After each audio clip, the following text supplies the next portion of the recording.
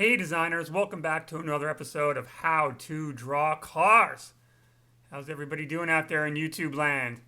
Today we're going to talk about shading. A lot of people have been contacting me looking for options on how to shade their designs. So what I've got here is the same section 4 times, and we're going to do 4 different options on shading. One with a pencil, one with cross-hatching and a ballpoint, one using different line weights, and one using the section method. What we want to find out is which one is the best one for you. So when we're done, I want you to let me know in the comments which one you think is going to work for you.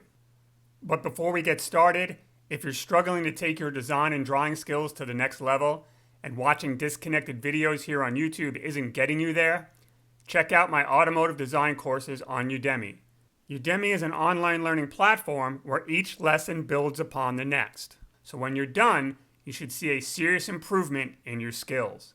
If you like what I do here on YouTube, you'll love my automotive design courses on Udemy. The links are in the description.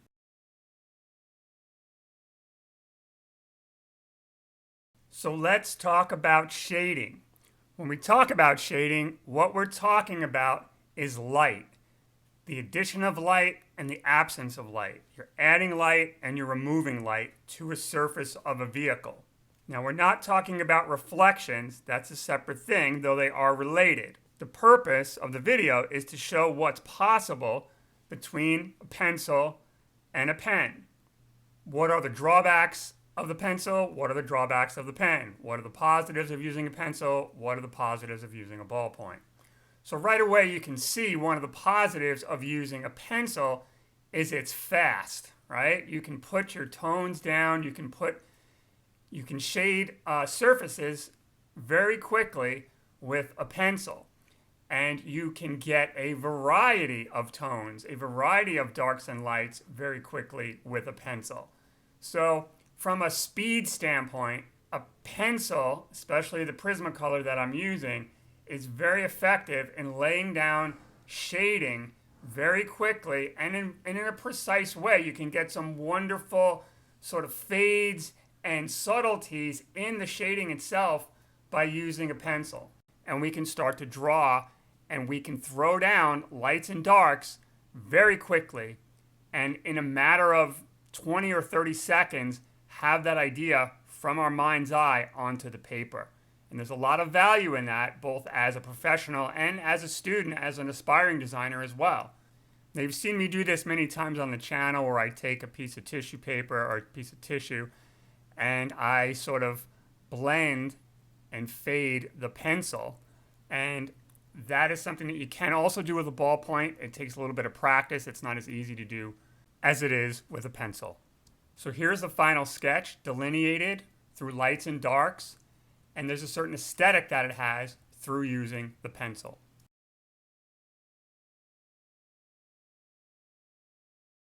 So the second shading technique we're going to talk about is cross-hatching. Now you can do this with a pencil, but most people do it with a pen. And if you don't know what cross-hatching is, it's a pattern of lines that overlap at 90-degree angles. So it's basically like a bunch of X's going across the area that you want to shade. Now the tighter the lines, the darker the tone. Unlike a pencil, where if you want a darker tone, you just press harder. Now the cross-hatching technique really comes from fine art. People like Rembrandt used it in etchings very successfully. And recently I did see a designer at Acura use the crosshatch technique for shading in a sketch for their new Le Mans race car. But if I think back to all the talented people that I've worked with from all over the world, nobody that I knew or I worked with used this technique in their car design sketches. So of the 4 techniques I'm going to show you, this is probably the least popular one of the 4. And again, the goal of the video is to expose you to these techniques that you may not be aware of so that you can put them in your arsenal and use them if you see a need at some point in the future.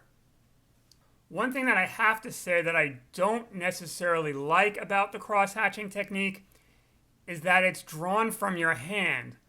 And if you're spending hours and hours and hours learning to draw from your shoulder, and you're using a shading technique that is reliant on drawing from your hand, it can set you back. It can keep you from improving your technique of drawing from your shoulder.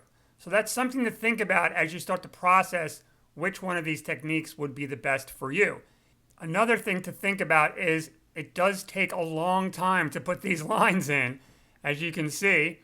And if you want them to be darker, if you want your tone to be darker, you just have to draw more lines.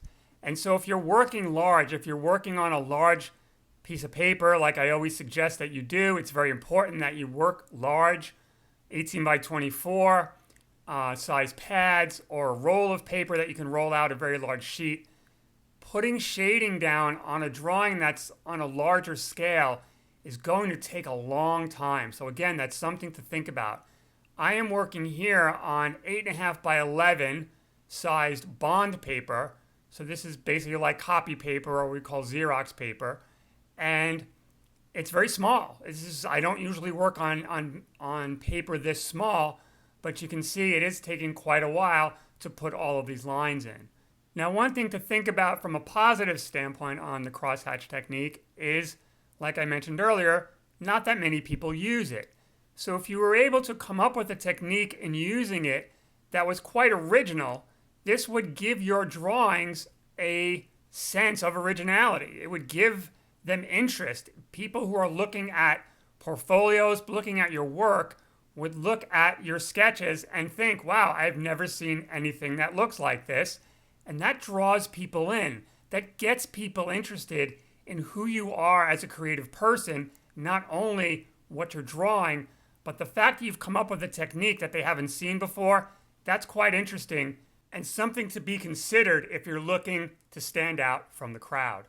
So as you can see, this sketch is lit exactly the same way as the pencil sketch is, and the dark tones and the light tones are handled tonally about the same.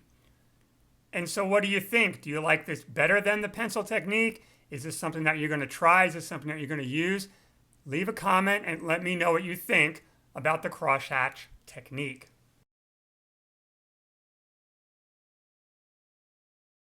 So the third technique we're going to look at is using multiple line weights. And to use multiple line weights, you obviously have to have two pens. So if you have a ballpoint, and what I'm using here is what's called a flare pen, which is a water-based fine tip pen. It's a marker, but it's water-based, and it has a very fine tip on it, but it's heavier than a ballpoint pen. So between these two line weights, I can shade my drawing that much more quickly. Because unlike the crosshatch pattern, and unlike the crosshatch technique, I can put lines going in a single direction with a heavier, wider tip that is going to fill the space in even faster, as I'm doing right now. That's what you're seeing. And once I get those heavier line weights filled in, I can grab my pen and start to sort of finesse the drawing and put my lighter line weights in as a complement. So basically I'm getting two tones. And this is a technique that is used in the industry. Here's a drawing from Volkswagen, and here's another from Jaguar. And both of those drawings, as you can see, use the varying line weight techniques to shade their designs. And one thing I want to stress here is that there's no right and wrong. There's only clear and unclear. There's only aesthetically pleasing and not so aesthetically pleasing. And that's something to think about as you look at these techniques. And so what do you think? How does this technique compare with the pencil technique or the cross-hatching technique?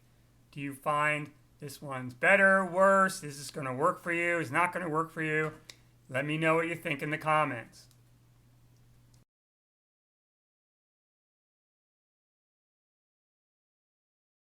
So this brings us to the last technique that I'm going to talk about, which is the shading by mimicking the sections of the panel technique, and I'm going to use a pencil, though you can use a pen.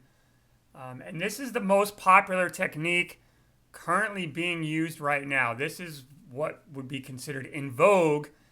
And as I work on this and I show you some samples, you'll see what I'm talking about. But basically the idea, the concept of this technique is to follow the section of the panel with your strokes. So if the section is an undercut, you draw the lines as an undercut. If the section is concave, you follow that section. If the section is convex, you follow that section. And to a certain extent, this is a very powerful visual way to do it because you're reinforcing the gesture of the form. So as I come to do the fender here, I'm going to fan my lines out and follow the form as it comes around, almost like the way that the metal is being stamped, the way that the metal is being pulled across the tool, across the die as it's being stamped and stretched, and the lines are reflecting that energy that's going through the metal as it's being stamped.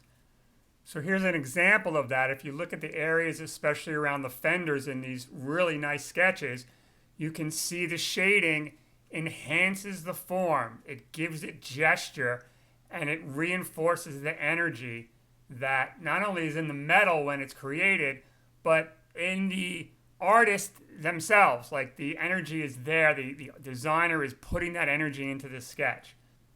Now, one thing you should be sort of realizing about all of this as you watch these different techniques is that the one thing that they have in common, which is the light areas, the areas that are lit, they're all white. They stay the same. What's changing is the way that I'm filling in the dark areas. That's it. And these are just 4 possible ways of doing it. There are many, many others that you could bring to the table, again, that would make your work original and unique and stand out from everybody else. So what do you think about this technique relative to the others? Let's review.